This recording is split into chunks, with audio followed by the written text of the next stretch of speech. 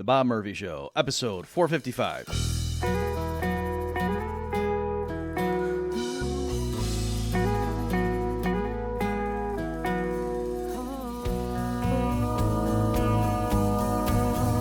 There's a tidal wave coming.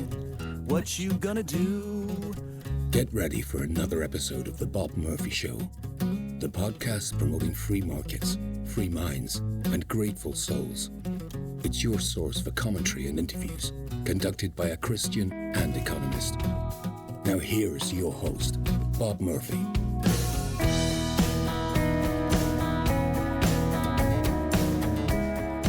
Hey everybody, welcome back to the Bob Murphy Show. Another crossover and another installment in my mini-series with Adam where we give each other assignments, whether book form or movies, and then we discuss. And so today what we're talking about is the 1999 film The Big Kahuna, starring Danny DeVito and Kevin Spacey. It was also produced by Kevin Spacey. We have some clips in it. It's the kind of thing where absolutely, as we start talking about it, if you think, this sounds like an interesting movie, please stop this episode and go watch the thing first, all right? Because we're going to spoil the heck out of it. But having said that, if you're like, you know what, I don't think I'm going to watch it, meaning the movie, what we give you in this episode, we give enough clips and summarize the plot and whatnot that this would be a standalone thing, all right? And we touch on some deep issues and whatnot. So I think even if you have never watched the film and don't ever plan on watching it, you should still listen to this episode. You'll get something out of it. Okay, here's my conversation with Adam about The Big Kahuna. Hi, Bob. Hey, Adam. So I hope you're having a good week. Yeah, pretty good. What about you? Fabulous. Absolutely no controversy in my social media feed. What are we doing? What are we doing this week? Well, my weekend was good because for work I had to watch a movie. Yay! What movie was that and why? The Big Kahuna, and the why was because you assigned it. And so, folks, we are doing yet another installment in our little mini series where Adam and I pick books or movies, or I guess it could be something else, a graphic novel, perhaps. Chewing gum wrapper. Yep, that we think is worthwhile for the other person to enjoy, and then we come on the show and talk about it. It is a titillating thrill of mine that I've gotten to assign the great Dr. Bob Murphy to read a Batman comic book and watch a movie I liked from 25 years ago. So yes, this is The Big Kahuna. It's a movie starring Kevin Spacey and Danny DeVito and an actor whose name I always forget, Peter Facinelli. And the movie's called The Big Kahuna. It came out in 1999, and it just really resonated with me at the time. Stuck with me. I keep thinking about it almost every year at some point or another. It's to the point where when you and I are doing literary analysis and it's time to maybe throw a movie in the mix, this is the first one that came up. So it is based on the play The Hospitality Suite by Roger Rueff, R-U-E-F-F. I don't know who that man is. That came out in 92, and he also wrote the screenplay for this movie.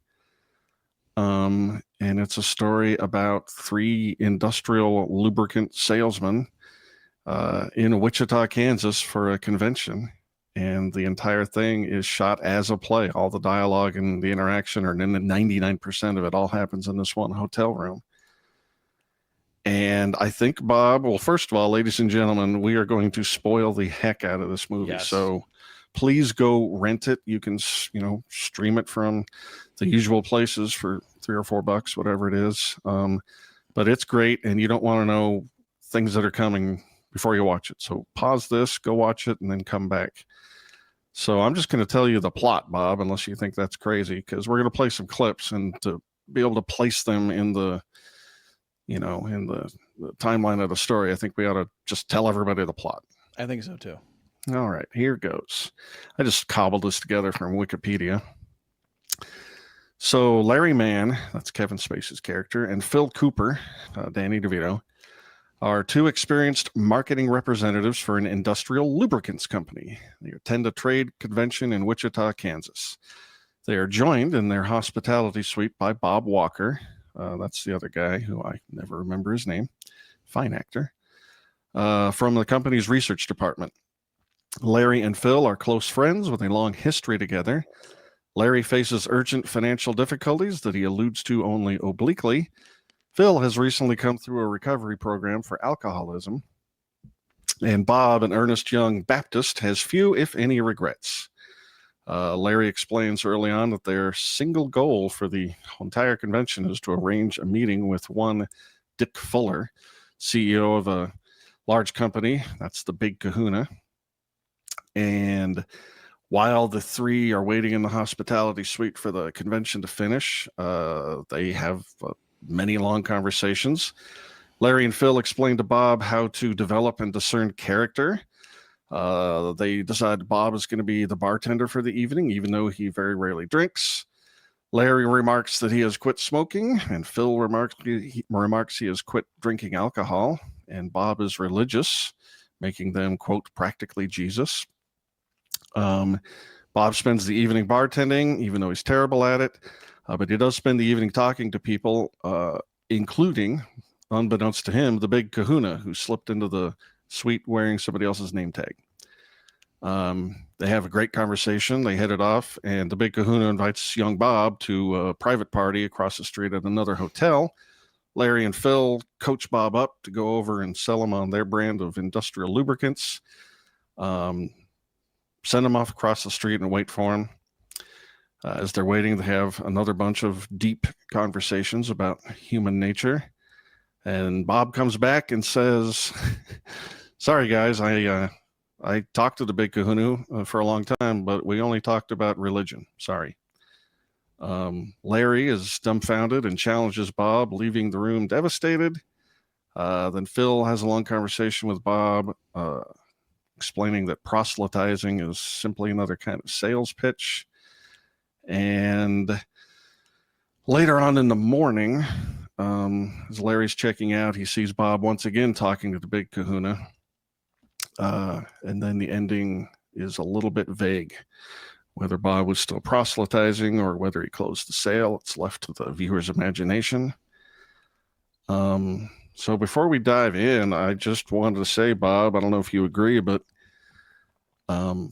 I really thought that the acting shown in this film, great writing, great dialogue, great acting. There are a lot of subtle moments between Larry and Phil that are just amazing. And even though Bob is given not that much to do, he does it really, really, really well. A multi-layered performance. As I was preparing to talk to you, I thought about the themes of this movie. And they were business, travel, faith, personal integrity, friendship, marriage, honesty, the development of character, the varying styles of communication and what you can do with them, hierarchies of value in your life, immaturity, the fatherhood mentor relationship, a little drinking, a little smoking, a little suicidal ideation. This movie has it all, folks. But for me, what I keep coming back to as far as the themes are honesty and character. I think they hit that nail 100 times in this film in a bunch of different ways. And I don't know, it really comes back to me as a meaningful flick. Okay. You done? I am. Opening salvo? I am. Okay. So number one, I can totally see why you picked this for me to do. It wasn't like I was watching this thinking, what are we doing this for? So yeah, it was excellent.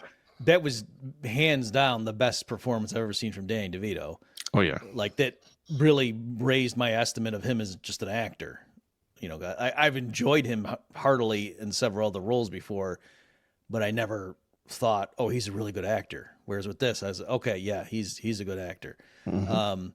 Whereas with Kevin Spacey, I've liked him in some other things too, where I thought, yeah, he's very talented. Besides me just happening to enjoy, the particular performance or something, or the character he played.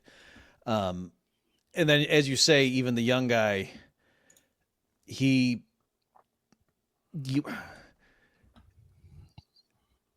did an excellent job, because in the beginning, and we're going to show clips, folks, but you're not going to be able to get, we're going to kind of dive right into when some of the action picks up. But it's really good that, what's the guy's name? Fasinelli? Peter Fasinelli, I think. I'm probably butchering the pronunciation. All right, let's call him Pete. So, let's call him Pete. Yeah, he's very timid in the beginning.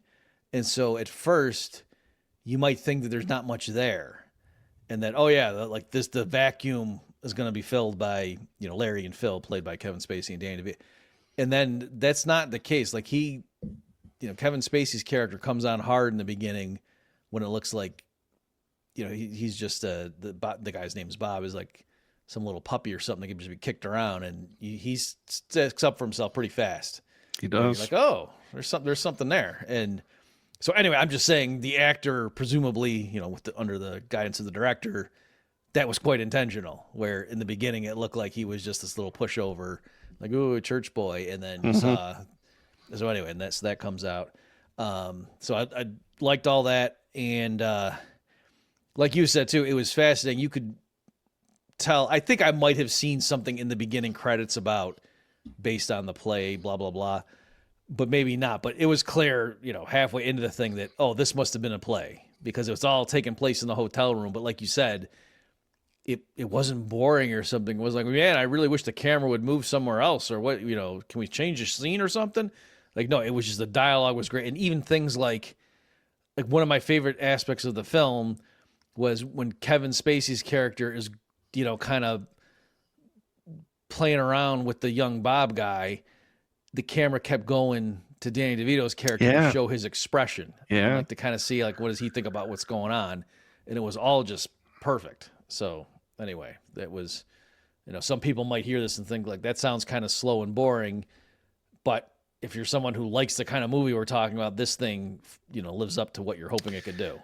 Yeah. Minor digression. I guess there's some sort of controversy in Hollywood where, should you take a play and make it a movie and strip it out, take all these conversations and move them to other locations to make it more dynamic or whatever. Right. And I am not in that camp. I think if it works as a play, if it's good, then you should probably shoot it real close to that way, and it's probably going to be really, really good. What if we had 12 angry men, but we allowed them to go home with their wives? And... Catch all those conversations. So should we dive into the clips? Hang on once. Let me just look at my notes and see if there's anything that I should say.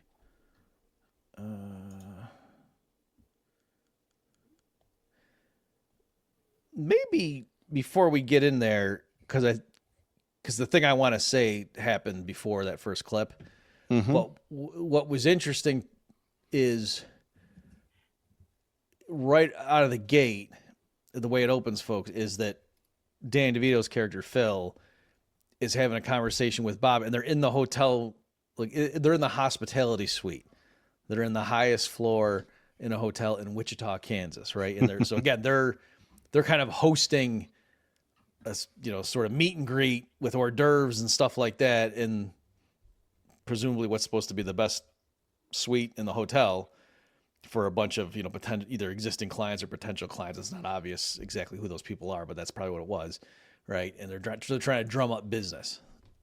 I guess they must be there for like probably a trade show or something. There's a manufacturers convention downstairs, and so all the vendors are going to have various rooms. Right. So that's, not that I've ever been in industrial lubricants, but I mean, I've been involved with enough things like traveling like that. Yeah, you have these events at the thing, and then people are, set up side deals in their hotel rooms and whatever. So that's what they're doing. So in the beginning, it's not clear what station in life these people have. And when it first started, I thought Danny DeVito was like a big shot, because he's sitting there, not holding court. That's a little bit too haughty, but he's like talking to Bob as if he's got all this worldly wisdom, and Bob's kind of just, and what's that all about? And he's just kind of lecturing him and throwing out nuggets of wisdom. And then, the camera's following Kevin Spacey's character as he's checking into the hotel and coming up, and just with the confidence and everything that Kevin Spacey was carrying with him. And again, me knowing that these are, big Hollywood stars, even that I was picturing them as being really powerful and everything. And then where it started to unravel was they're in the elevator, Kevin Spacey's character, and like there's a kid catering, a hotel employee who's bringing up like the jumbo shrimp and whatever to some event on the 5th floor. I guess they're Kevin, their hospitality suite's on the 6th. And as the kid's leaving, Kevin Spacey like reaches out and dips his, I don't know if he grabbed his shrimp or just dipped his thing in, but he took the gum out of his mouth and shoved it in the dipping sauce for the shrimp. That's what I thought he did, but I wanted to check with you first. Okay, so he clearly did something unsanitary and put his finger in the cocktail sauce for the shrimp, but it wasn't clear to me, did he take his gum out and do that, or was he grabbing? Okay, so he does something real petty like that as the kid's, bringing the thing up. So that's kind of weird. And then he storms into the hospitality suite that, Danny DeVito has been kind of sitting around with. And Danny DeVito is has like a dress shirt on and it's in a tie, and everything. So he's showing, I'm a businessman, and then Kevin Spacey's character comes and just starts chewing him out, like, this room was awful. Who's good? This is terrible. What is this? And then he like looks over at the hors d'oeuvres and it's like celery and carrots and stuff and a cheese ball, and he's like, what is this? They got shrimp downstairs. So that's when everything starts unraveling, and then also to the confidence and everything of the swagger. Still at that point, I thought, okay, so now Danny DeVito's not the boss. This other guy might be, but maybe. And then you realize just the desperation later and how much they need to land the account of the big Kahuna, and you just realize, like, these guys are nothing. These are just like, anyway. So it was then like the mismatch. And at first, this last thing I'm just curious your thought on this. I actually thought for a moment there seemed to be like a mismatch, like the ego and stuff. You know what it was? It was like in is it Glengarry Glen Ross, or am I mixing up my movies? Where Alec Baldwin comes in and does the coffees for closers. Yes. So I'm saying there's a kissing cousin relationship between Kevin Spacey's character where he just storms in and he's just in charge of everything. And no, I know how to sell. You can't sell. What is this? I can't believe it. And just the confidence and no, we're going to land the big Kahuna because what we're going to do is, and he's like rolling all over the furniture and just being goofy and stuff. But, making it look like, oh, yeah, he's got this under control and everything. And I'm saying, like, the confidence that, Alec Baldwin's character had almost.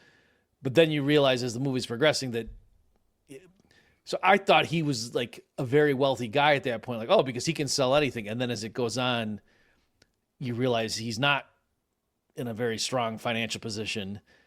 And so I was wondering at first, is that a mismatch? Was it like Kevin Spacey auditioned for the role, but brought too much to bear on it? And it was like, no, the kind of guy you're portraying, he would not be in this financial position. You know what I mean? Someone with those kind of balls and bluntness and intelligence and confidence and charisma. Or is it like, no, he had some other flaws that actually all that put together. Yep. That's exactly who that guy is. You get what I'm asking? I clearly do. I don't think it's a mismatch. Spacey, even back then in his career, he was one of 3 producers on the film. Mm-hmm. And when you hear people talk about the movie versus the play, like, I think Spacey's even supposed to be even more of a boisterous hard ass when he's coming down on Bob. But I liked what you said about the mirage of the hierarchies. Again, I thought this movie was a lot about hierarchies and bluffing and perception versus reality, and how your will can turn one into the other, and especially in the beginning when you don't really know what's going on and who the players are. Portrayed that very, very well. And it was the 15th floor and the 16th floor. Minor correction, I only mention it because it's hilarious, as Larry is busting Phil's balls for the crappiness of the room and the crappiness of the hors d'oeuvres. Phil's like, well, yeah, but I got us the top floor. There's like, we're in Wichita. Mm-hmm. Doesn't matter what floor we're on. So yeah. That's interesting that I wonder if I changed that mentally because it was such a drab room or everything. And you know what I mean? Like, I convinced myself, because I would have bet it's Wichita. I would have bet $500 that, yeah, they were in the 6th floor and the shrimp went to the 5th floor. But yeah, I just even double checked you. That's how much I didn't believe you. Your mind probably thought that in that town there are no buildings higher than 6 floors. I mean, that's probably partly also too, because like I said, I've been to dinky little towns and their hotels and stuff, and like, why would you build a 16 story. That's what I'm going to do. I'm going to go see, does Wichita actually have a hotel? There you go. So you haven't proven me right yet. So excellent observation. I knew it and then forgot that Kevin Spacey was the producer. So that's good that they're doing. And I guess this is all tying into the first clip we're going to play about, like, look at this front this guy's putting on, and you're telling me he's not a multimillionaire? Really? Right, exactly. Yeah, he's got, I often say that being verbally proficient and quick-witted like this is a superpower, and Spacey, the actor, is definitely like that in this character. He really portrays it well. So you picked this clip. Do you want to set it up in any way? Actually, before we can do, just on that, how do you feel? Like, I praised, Dan DeVito's acting stuff. Did you have any weirdness watching this now, like, given the kind of weird stuff that Kevin Spacey got into later? Or is it just like, nope, it's the artist and the art? And I learned a long time ago, like, when my favorite frontman for my favorite band starts talking politics, just turn it off. And I feel the same way about whatever he did in Hollywood. I don't know. I think art is just art, and I'm not going to start, throwing things out because of the poor behavior of the producer or the money man or the actor. I'm not doing that. The guy's a great actor. I don't want to hear about it. Plus, he only assaulted men. Who cares about that? Just one last aside on all that stuff. I toyed with folks, when there was a period when I was like upping the frequency of the Bob Murphy Show episodes and was doing more than just like interviewing economists and stuff. And I was trying to come up with, and I had toyed with really doing an investigative dive into, was Kevin Spacey having the people alleging things about him killed? Because there was a period where there was at least 2, and I think 3 of these people like died under mysterious circumstances, who had come forward and said, yeah, Kevin Spacey did some stuff he shouldn't have done. I didn't know that. Really? Like, this is on the radar at all? No. Oh, it's at least 2. I think it's 3. Yeah. I mean, there were, because there were people alleging. Do you suppose he got a little too into the character of Frank Underhill or whatever it is? Weird. And then he got canned. And then he released some weird Christmas Eve thing as Frank. Was it Underwood? Is that the guy's name? Underhill or Underwood, one of those two. Yeah, I can't remember. Yeah, I mean, that's what I'm saying. This is not just like, oh, I don't like his politics. I mean, he got into some weird stuff. And so, didn't know that. Anyway, but there was just nothing. I didn't have enough for an episode. Like, I found some guy's article that the title of which was, is Kevin Spacey just flat out killing people? And it was just went through, but it was just like rehashing what we already knew. You know what I mean? Just like these people died under really weird circumstances, but technically. So. Well, you heard it here first. Shallow Adam says, if you're a good enough actor, I don't care I don't care what you do out there in the desert digging holes. Okay. So I guess that's a good intro to the clip. Yeah. So from your perspective, this is just an introduction to the character that Kevin Spacey plays. Oh, is why I picked this. Yeah. That it's so entertaining. Like, to give people a hook. Again, with these episodes we do, folks, in the beginning you might say, yeah, whatever, give me some more. If at any point, you should have the power to just walk away. Like, once you're going to watch the movie because of what we've shown you in the clips. Hit pause. Pause it, because it's just going to, the enjoyment will go down the more you listen. All right, I'm about to click play. Enjoyment of the movie. The enjoyment of this episode will go up. But yeah. Before I hit play, I extended slightly the clip that Bob selected. Because the acting of the Peter unpronounceable name guy is really good in this as well, even though it's subtle. And you also get a little bit of the steel that this young kid has within him that makes Kevin Spacey's character turn up the heat and decide, he just can't let this little. Anyway, you'll see. Yeah. I just, for people's I think this is the first time in the movie where this kid really disagreed with either. Up till this point, he was just kind of like, oh yeah, okay, wow, okay, yeah. Yeah, pretty much. All right. I feel sorry for the audio listeners because this is a visual treat. Who do they have you working for these days, Bob? Professor Young. Jim Young. Yeah, you know him? We've met. Tremendous guy. Oh, really? How so? He's got, 20, 30 patents? I think he's even a deacon in his church. And all that makes him tremendous. Well, patents alone. Listen, Bob, no offense. I mean, I can see that you admire the man and all, but let me tell you a little something about Jim Young. What's that? He's an idiot. What? He's a moron, Bob. I wouldn't trust the guy to wax my car. How can you say that? I've met him, remember? I've gotten an earful of Jim Young on more than one occasion. I can tell you for a fact the guy is full of shit. Well, I don't think so. And I work with him every day. Well, maybe you just don't know what to look for. Well, maybe I just have different standards.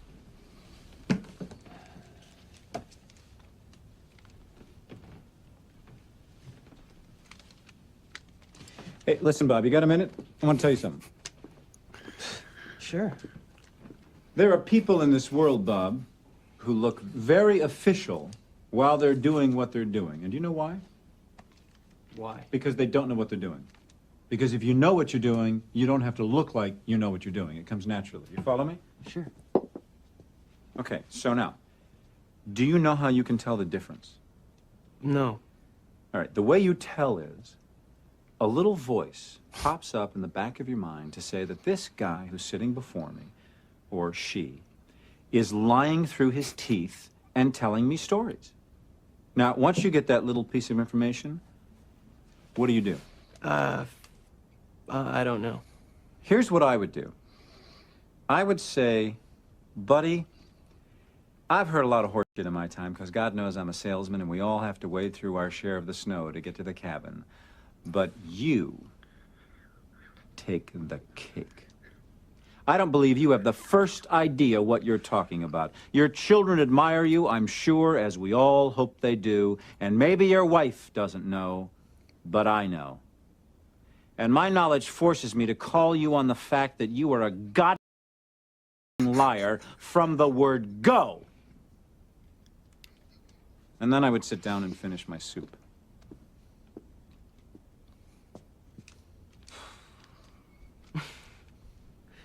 You would not. Phil, have you or have you not ever heard or seen me doing what we are just talking about? Yes. There, you see? That's why there's hope, Bob, because there's people like me who listen. You tell me you're not going to love that movie. Yeah. There was even more stuff I was catching in that, just watching it that time too. So again, it speaks for itself in terms of like, why would I showcase that? It's just hilarious. But a few things I caught. So one thing is, again, that kid's acting was amazing in that.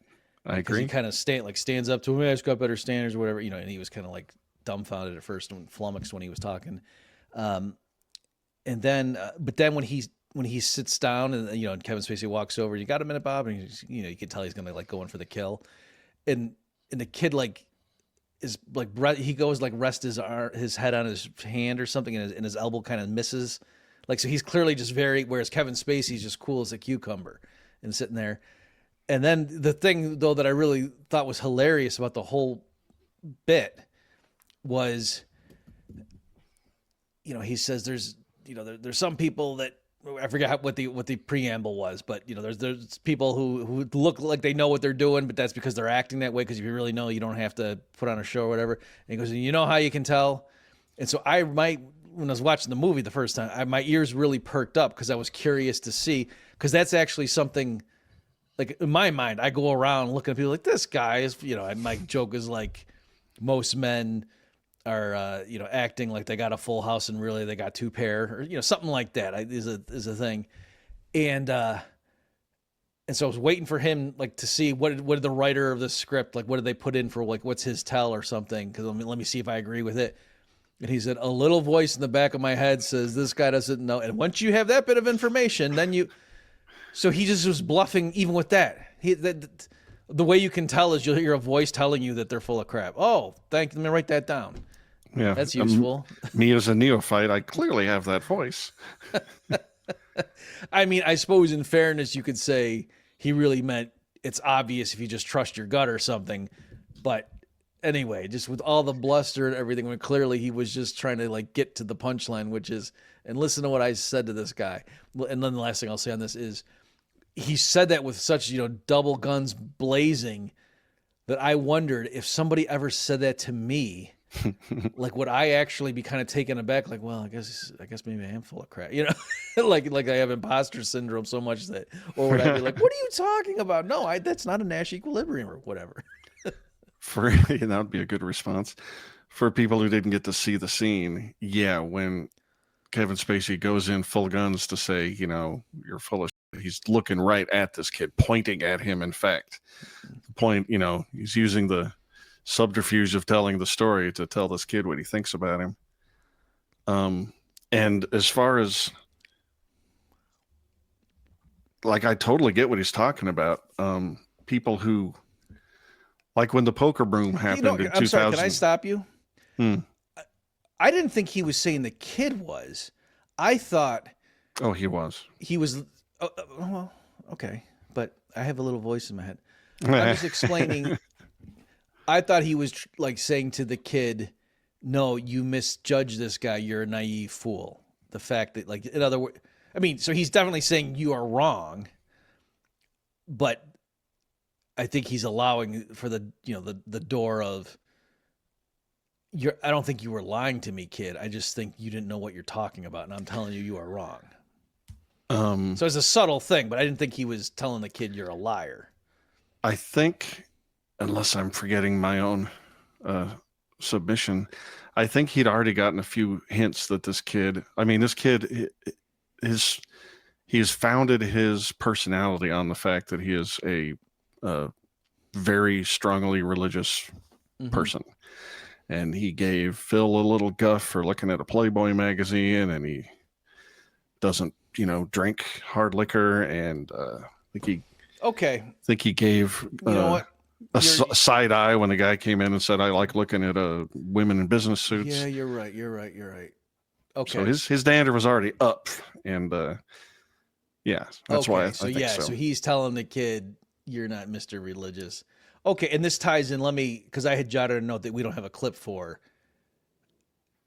When I believe it's when Danny DeVito's character leaves to go down to the bar or something, and it's just Larry and Bob in the room, and Larry asks him, "Do you love your wife?" Right? I'm not getting the characters mixed up. Right? It's Larry that asks him that.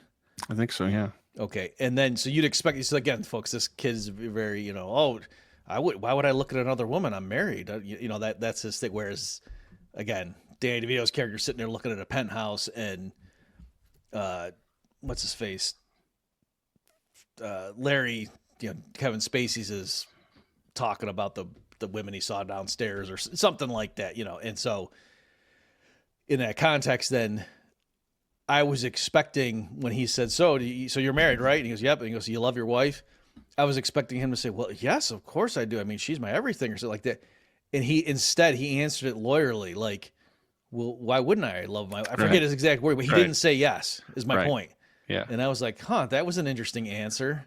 And so now, given that he went down that path, I'm agreeing with you. Right, he is telling that kid. So, I'm willing to admit I was wrong. Good man. All right. I want to talk a little bit about the people who try to dress the part too much are often frauds. I saw that in the poker boom in 2003 when all of a sudden there were 10x the amount of games around just because everyone saw that doofus Chris Moneymaker win. And so they start watching a few other tournaments from the past they'd see on TV. And is that really his name? Yeah, it was like the marketing department for poker, big poker, you know, couldn't have dreamt this up more. This doofus accountant guy named literally Chris Moneymaker.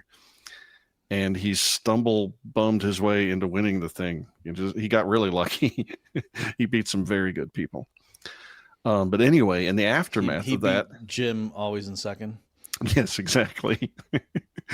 Then in the aftermath, you'd see these young guys, especially, just show up like wearing the uniform. You know, they got their sunglasses on and their Beats headphones on and their hat and their hoodie or whatever all zipped up. And it's like, okay, guy, I see what this is. And so, like, one of the things when you're playing a strategic game like poker is once you kind of know what another guy's playbook is, they're easier to beat than if they were like a rookie almost.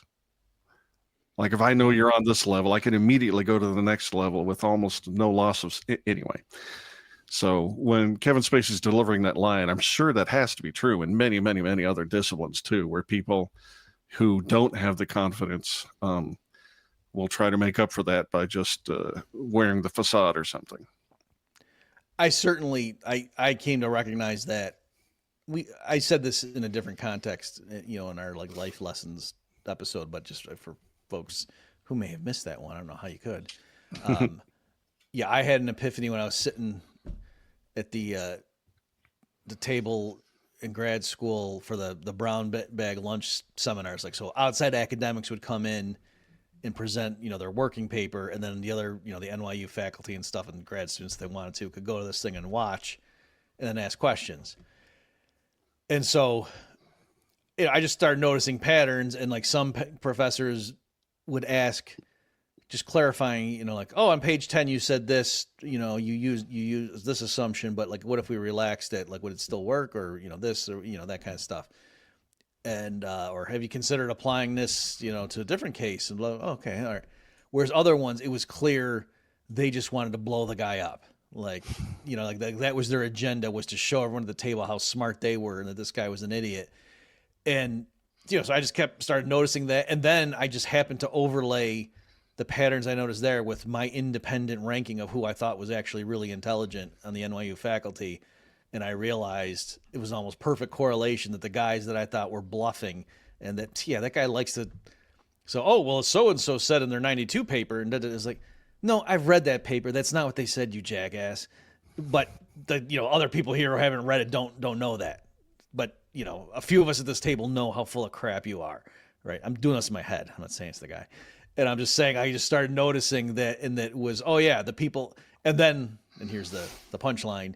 I realized it made sense that pattern worked, because someone who goes through life just every chance he gets learning from everyone around him by asking clarifying questions and whatever, by the time he's 50 is going to know a lot more and be very more secure and not have to prove what a smart guy he is, compared to the guy who from when he was 20 thinks he's got it all figured out and everyone else is an idiot. And let me just show everyone how smart I am. He's stopped learning. So there you go. Frauds and tricksters. You know where you should go if you don't want to run into frauds and tricksters, Bob? A website that's run by people you can trust, and maybe they have like a family bond. By God, you are correct. We are talking about the Swan Brothers. Go to theswanbrothers.com/cross, and you will see the website of a company that, honestly, I do not understand why any group of people greater than 2 I don't know why any of you people haven't already flocked to that website, crashed their server, theswanbrothers.com/cross for the crossover episodes, to check out all the great things they do. They offer premium gear for companies who want to do brand marketing, merchandising, embroidered polos, durable t-shirts, anything that you might want, high-end custom swag for preferred clients or for tabling some conference or something, as the people in this movie we're talking about might. Even better, they offer complete white glove service. They set up your online merch store for you. They will even do the artwork if you don't have any. They will help guide you through the process. Everything is very, very customizable and easy. And what kind of groups, Bob, might be interested in stuff like that? I mean, I said everybody, but like specifically. Are you wanting me to list them, or are you going to tell me? Yeah, I just wanted you to say something that I could respond to pithily. But like church groups, yeah. Your work. I was thinking, if your company, folks, has like a Christmas party, that now is the time to start getting ready, because November's going to fly by, and you want to give people time to pick their sizes or whatever, if that's the route you want to take with it. If you want to like give them clothing, but you don't have to do that. You can get mugs and whatnot, pens to give away. So be thinking of that stuff. And if you're on the on the fence about should we get stuff like that for the party, I think you should check it out. I think you should. Yep, holiday parties are great. Bands that need a merch store, nonprofits, sports leagues, again, this is great for that. You always need to do fundraising if you're doing some sort of team sport like that. So the swanbrothers.com/cross, very quick turnaround on your orders and excellent production quality. Check them out. Highly recommended. I guess so excited talking about marketing. I want to like talk about a movie about marketing or something. How fortuitous. All right. This second clip you also selected. Do you want to give us a lead in? Would you remind me what it is? Yes. Larry is talking to Bob about something bigger that they're here to do in Wichita rather than maybe what Bob wants to do. Something even bigger than God, say. Hang on. We may need to have Tyrone edit this. Doesn't Danny DeVito's dream clearly come before this? Oh, yeah, it does. All right, Tyrone, I need you to edit all that out. All right, Bob. Bob, Little you voice said in my head said, this guy. I labeled him, and then I said I'd switch him, and then I didn't. Okay. All right, Bob, this next clip you selected, and it has a very large theme. Would you like to tell us what it's all about? Well, we're going to have to unpack it because this is of all the clips, this is the one I'm the least certain of in terms of what the heck is going on in this clip. But just to give people a sense of where this fits into the story. So at this point, the issue was, you kind of said this, but let me just spell it out for people. The big point of their party and whatnot and the drinks and whatever they were given is they wanted this one prospective client to come by because if they could just land that case, they're set. The company's fine. Boom. And they thought originally that he didn't even come because, Larry is explaining to Phil, no, I looked at every single person who came in this room. Because there was a point like they were kind of doing, trickery with the cameras and whatnot, but you got the sense there was maybe 20, 25 people in there, when it was really humming. And it wasn't a very big suite. That was kind of the point. And so he said, no, I checked everybody's name tag. And then if someone didn't have a name tag, I made sure to go ask the guy his name. And so that's why he was sure that the guy didn't even show up. Did you talk to his secretary? Right. So he's all mad that it was, Phil, it's your fault. He didn't show up. And then Bob finally, once they say the guy's name out loud, then Bob goes, wait, what's his name? Yeah, that was the guy I was talking to all night. And so it turned out that the guy had on a different name tag. And that's why, Larry's method failed and he slipped through their fingers. So then they send Bob out because, again, he had been invited, as Adam said, to, an after party. So they give Bob like their business cards and say, Bob, you go find that guy and you tell him it's very important. We don't want to take a lot of time. We just need to explain to him what our industrial lubricants can do. They can really blah, blah, blah. Go do it, do it for the company, Bob. And so they send him out. And so now they're kind of just sitting around reminiscing and talking about stuff or wherever. And then this thing pops out. Indeed. Well said. All right, here we go. I've been thinking about God lately, too. Wondering. About God. Yeah. What about him? I don't know. Haven't you just wondered about God? Ever?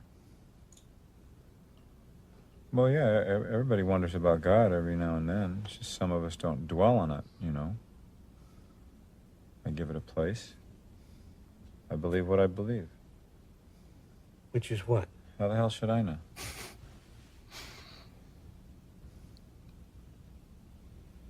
When I was a kid, I had a dream about God. I dreamt I found him hiding in a closet in the middle of a burnt-out city. This city was destroyed by fire or some kind of explosion. And there in the middle of it was a coat closet, standing there all by itself. And I walked up to the closet and opened the door. And inside was God, hiding. I remember he had a big lion head. But I knew it wasn't a lion. It was God. And he was afraid. And I reached out my hand to lead him out of the closet. And I said, "Don't be afraid, God. I'm on your side." And we stood there, the two of us, holding hands, looking out over the destruction. It was just after sunset.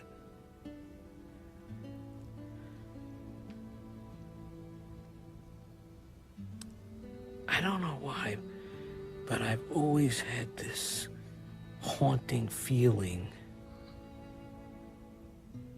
that I had some kind of mission here on Earth.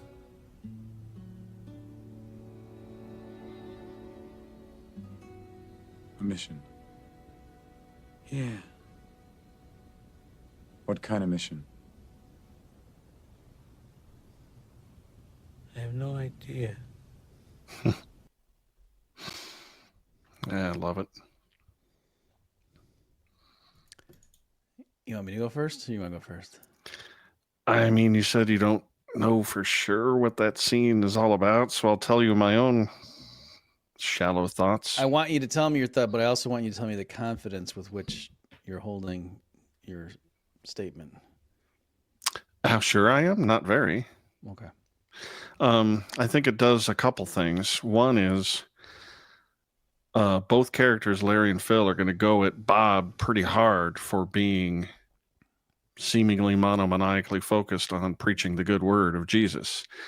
And I think this scene does, the first thing it does is show that these people aren't dogmatic atheists by any stretch.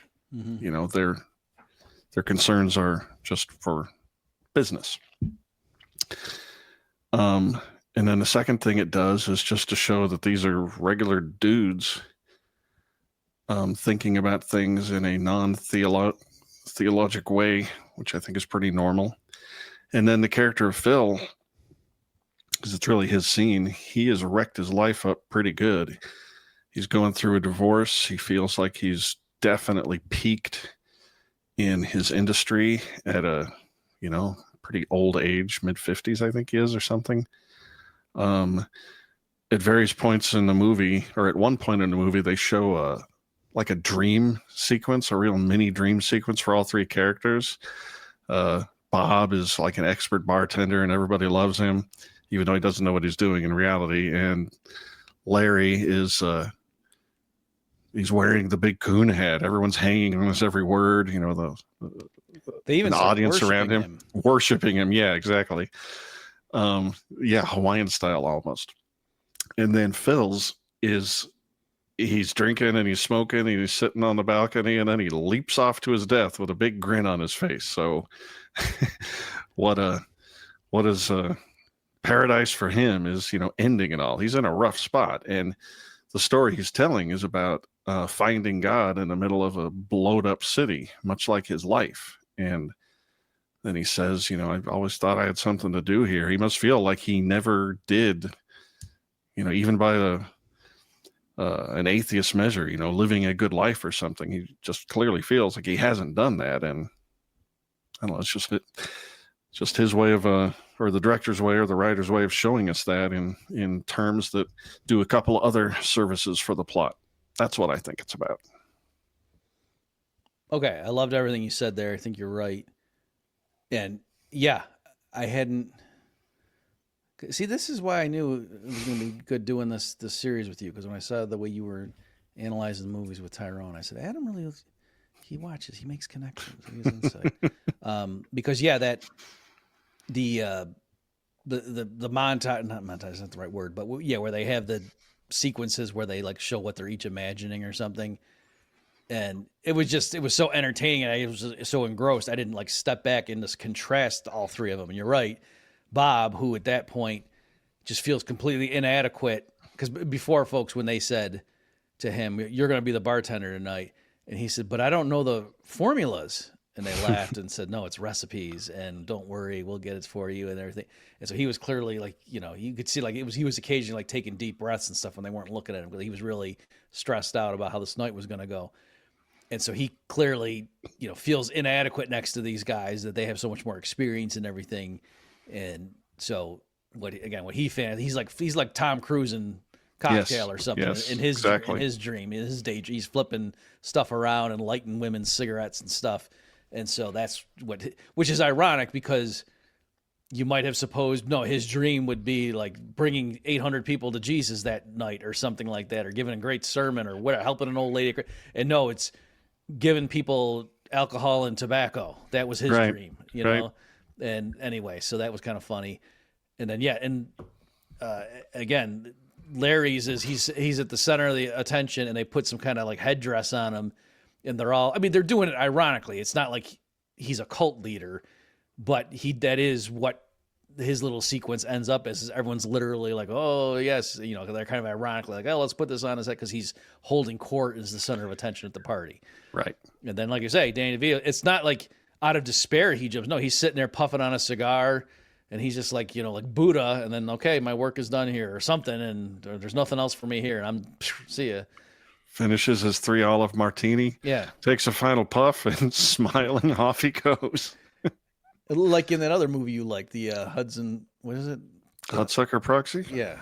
So, okay. So I liked everything you said.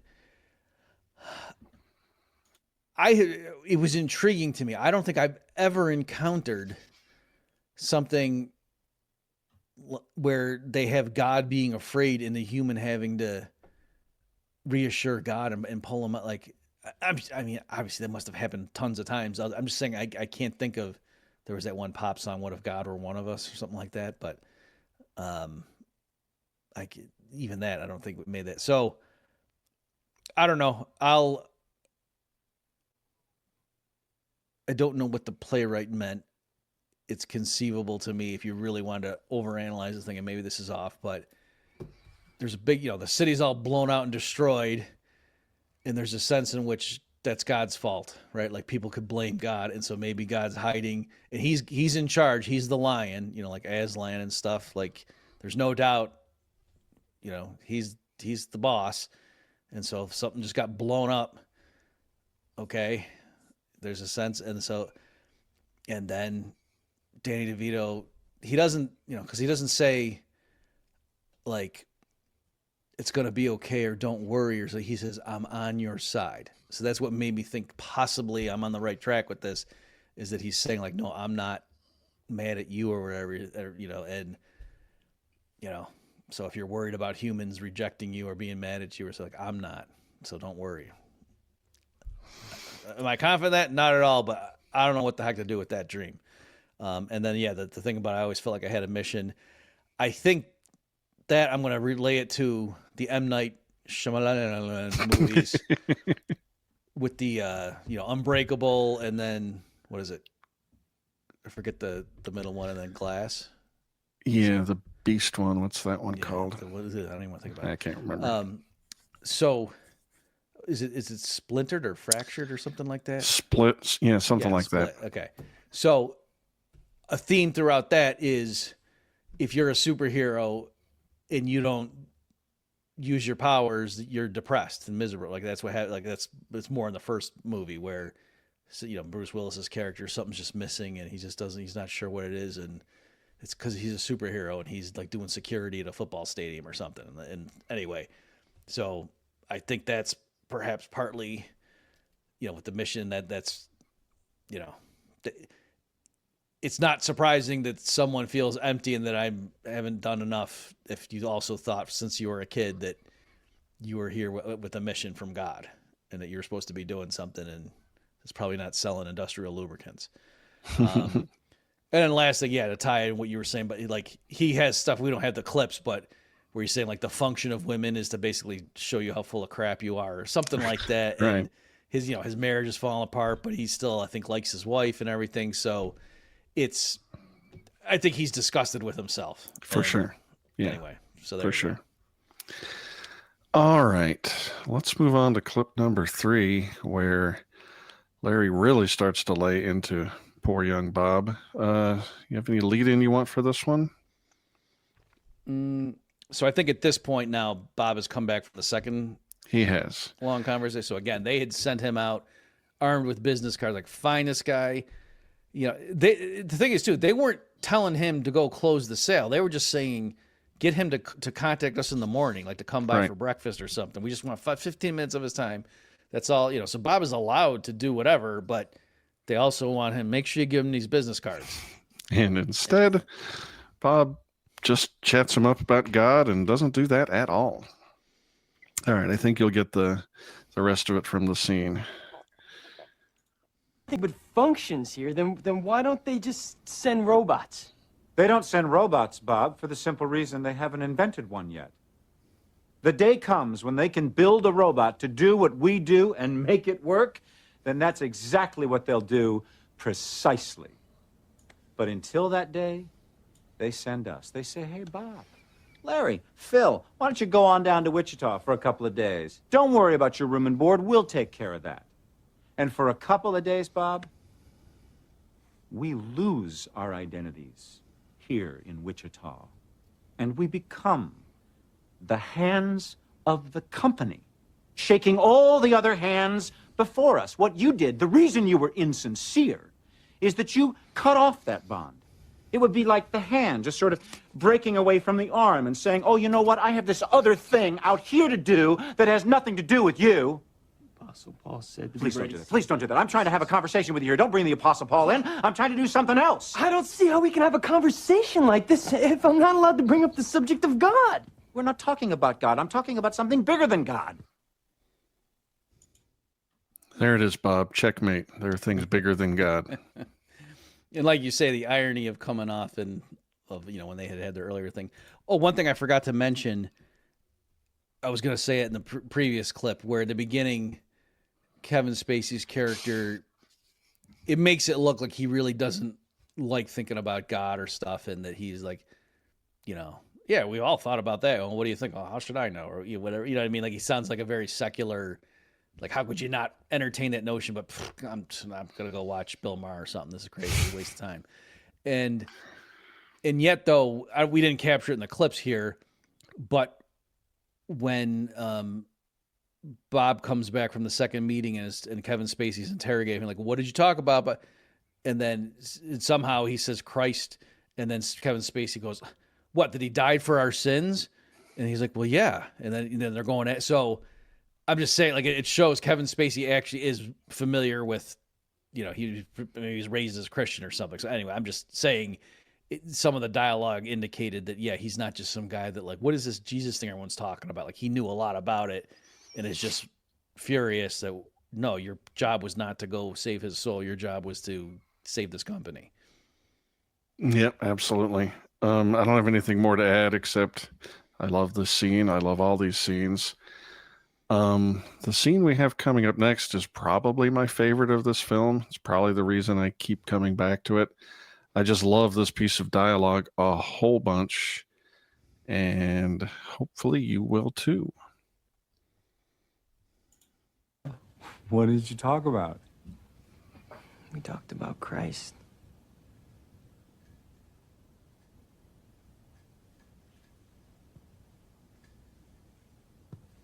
You talked about... Jesus. Did you mention perhaps what line of industrial lubricants Jesus would have endorsed? Larry. What did you say to him, Bob? We just discussed things Concerning Jesus. concerning a lot of things. In relation to Jesus. Jesus. Yes, I see. So the subject of lubricants didn't come up, I take it? Well, the nature of the conversation steered itself away from that. The nature did. All by itself. Yes. So conversation was just kind of going along and then, on its own. And then suddenly, sort of out of the blue, and before you knew it, you were just there talking about God or Jesus. Excuse me. It was just two people talking. I'm about to say something to you, Bob. It's not something I say to a lot of people because I have to truly mean it and believe it. Because to me, it's like telling somebody to go to hell. That's what it means to me. What is it? It's that I don't believe you, Bob. You don't. Believe you. Yes, I'm having a hard time convincing myself that what you just said is true. It is true. Perhaps, but I'm having a hard time. Do you understand? Larry, come on. Leave me alone! Will you please? I'm trying to deal with things here, okay? So just don't interrupt me again. It's all right, Phil. See? It's all right. Yeah. So that encounter gets even spicier. But just something about in my head, this means I'm telling you, to go to hell, and it's that I do not believe you. Mm-hmm. That just hit me like a ton of bricks and never left me. And also, I like how he had to preface it. Well, I mean, it's the same kind of thing, but going along with what you're saying, where I'm going to tell you something, Bob, and because that's the thing is his whole shtick, or his whole persona. You can say it's not a shtick if you want. Is like, I'm an honest person, and so therefore, when I call you out for being dishonest, like, you just know I'm right, and you better take that. And if you're the kind of person that agrees with me, then it's great. We're part of the club of honest people, but there's a bunch of you out there who aren't, and I know who you are. And anyway, and that would be particularly shocking to that kid. Right. From his religious perspective. Mm-hmm. And for me, there's a lot of things you can say about somebody to insult them. You're ugly, you're dirty, you're stinky, I don't like Mm-hmm. you, you're a jerk. But there's nothing more biting than I do not believe you. I think you are false in your essence. I and love also, that. Yeah. And sorry to cut you off. Also, too, because he said, I forget the exact way he put it, but he said, no, what I'm saying is correct. And he went, perhaps. But you know what I mean? Like, in other words, he wasn't actually saying it is inconceivable that what you just said is true. He's just saying, I don't believe you. Right. And can't say for sure, but I do not believe you. Right. And like, I want you to know that I don't believe you. I just so, love it. That was a very powerful. And of course, I mean, just the beginning, that was hilarious. About like, did you talk about Jesus would have thought of industrialism? You could at least bring it up that way, right? All right. The hour's getting late, dear Bob. We have one more clip. You selected this. Well, and actually, this ties in the last thing too, where it showed the kid was being a bit, when he said, no, the conversation just naturally went in that direction. When he steered it that way. Like, he can say, in other words, it would have been fine if he just said, yeah, I thought it was more important to save that guy's soul than to sell him some lubricants, and so that's why I steered it that way. But that's not. He was just trying to make it. No, why you guys getting mad? We just started talking about Jesus and didn't come up to talk about lubricants. So get off my back. And so that's where Kevin Spacey's saying, I don't believe you that happened. Precisely. So yeah, this one is so. Throughout all this, you get the sense, and not that you get the sense, I mean, Phil just keeps intervening periodically. You saw an example of it there. Like, hey, leave the kid alone. There was a time early on when the kid goes in the bathroom and he's like, what are you coming down on like that? Going at him with both barrels. Come on, give him a break. Jeez, he's just the kid from engineering. He's his first trip. So the whole time he's trying to get him to lay off. And Larry, is kind of a madman. That he even tackles him, and like they physically have to break up the fight. And then so he leaves. And so up till now, you might have then thought that maybe, Phil was going to say, yeah, that guy really is an a-hole. I don't know what I used to see in him or something. And you okay over there? And that's not, nope, that's not what he says once it's the two of them alone. Yeah. In fact, let me give a little more backup, because the first act of this movie, Bob remarked that someone in the office said that Phil has a bunch of character in his face or something. Okay. And from my perspective, Bob's whole attitude in that first act is just, I may be young and inexperienced, but I am righteous. And I know I'm a good person, and yeah, I'm here to learn. But hey, this character thing sounds cool. So he's asking Phil, you think I have any character? How would you get something like that? And then again, after they run off Larry, you'd think Phil is gonna, Danny DeVito's character is gonna put his arms around the kid, say, "Yeah, you were right. He was way out of line." But no, it doesn't go down like that. People who I've known for quite a while. And some of them I wouldn't let wipe my dog's ass. Others I can take or leave. They don't matter to me. But Larry matters very much. The reason being, I can trust him. I know I can trust him. He's honest. Is he honest? Or is he just blunt? He's honest, Bob. He's blunt as well. That sometimes is part of being honest. Because there are a lot of people who are blunt, but not honest. Larry is not one of those. Larry is an honest man.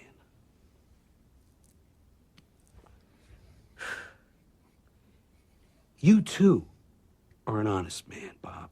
I believe that. That somewhere down deep inside of you is something that strives to be honest. The question that you have to ask yourself is, has it touched the whole of my life? What does that mean? That means that you preaching Jesus is no different than Larry or anybody else preaching lubricants. It doesn't matter whether you're selling Jesus or Buddha or civil rights or how to make money in real estate with no money down. That doesn't make you a human being. It makes you a marketing rep. If you want to talk to somebody honestly, as a human being, ask him about his kids. Find out what his dreams are. Just to find out. For no other reason. Because as soon as you lay your hands on a conversation to steer it, it's not a conversation anymore. It's a pitch. And you're not a human being. You're a marketing rep. Oh, forgive me if I respectfully disagree. We were talking before about character. You were asking me about character. And we were speaking of faces. But the question is much deeper than that. The question is, do you have any character at all? And if you want my honest opinion, Bob, you do not. For the simple reason that you don't regret anything yet. You're saying I won't have any character unless I do something I regret? No, Bob. I'm saying you've already done plenty of things to regret. You just don't know what they are. Awesome. Danny DeVito slays that scene. And I want to give Peter Fat Chanelli, Yelly Schmelly guy props, because it would be pretty easy to just be a dead fish in all these scenes where you're not really doing that much except getting eviscerated by the other two characters. And he just nails it. Yep. He had like the tear fall down at one point, and then when he says, "And I have to tell you, Bob, you do not," and he like looks away real fast and then pulls it back like, no, I'm going to look at him. Didn't want to hear that. Nope. Yeah, great movie. Glad you enjoyed it. Glad you found it worthy. It's a little nerve-wracking, you know. Well, hey. I mean, can we just dwell on that last scene a little bit? Of course. Jeez. Yeah. What's interesting too, because from a Christian perspective, like I think he's right, and saying like what is it that makes Danny DeVito's character wiser he's like, he's seen so much, you know what I mean? He's experienced a lot, and then he's done a ton of stuff he regrets, but he knows that he did something wrong. I think, whereas Larry, I don't think has admitted his flaws as much as Phil has to himself. Yeah. And so I think there's a sense in which that's why Phil is just a lot more mature than Larry. I mean, Larry's like, he starts a fight and he like storms out, you know what I mean? He does.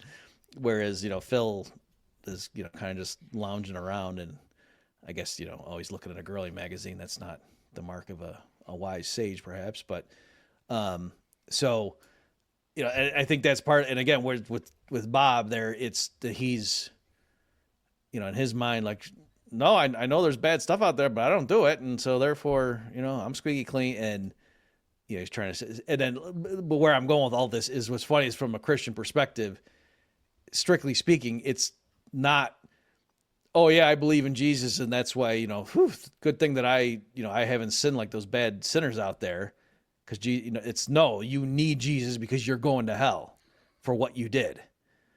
And then Jesus, washes away your sins, and, you're righteous before God because of what Jesus did.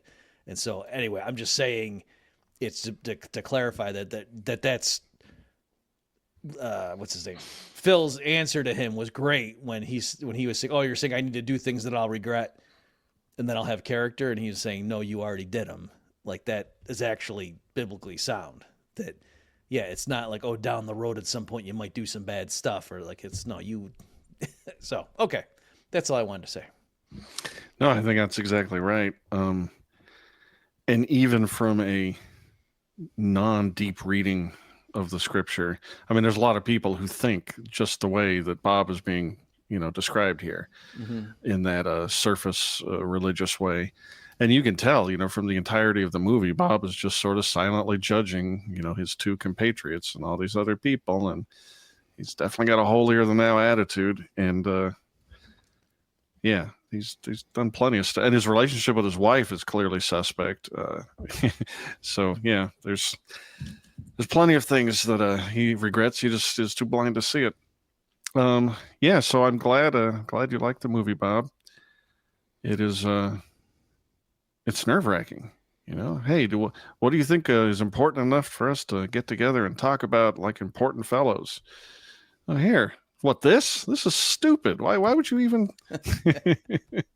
So, I'm relieved. Yeah. Well, and if nothing else, if it's something one of us likes, then I get the other guy to watch it or read it, and we can have a conversation about it. You can tell me, like I say, you help clarify some things for me. I'm here to help. All right, ladies and gentlemen, go check out The Big Kahuna if you were silly enough to listen to us talk about it without watching it first. And if you have any hint in your life that you might be missing out on branding, merchandise, swag opportunities, for the love of God, go visit theswanbrothers.com/cross for crossovers. And also check out Haman Nature, Haman, get to my Substack, and go to the Bob Murphy Show to check out Bob's site, and find our YouTube channels and give them a like and a subscribe. This was wonderful, Bob. I love your new house behind you. That's very big, beautiful. And we'll see you good folks next time. I don't believe you. You've just experienced another episode of The Bob Murphy Show, the podcast promoting free markets, free minds, and grateful souls. For more information and to subscribe to this podcast, visit bobmurphyshow.com.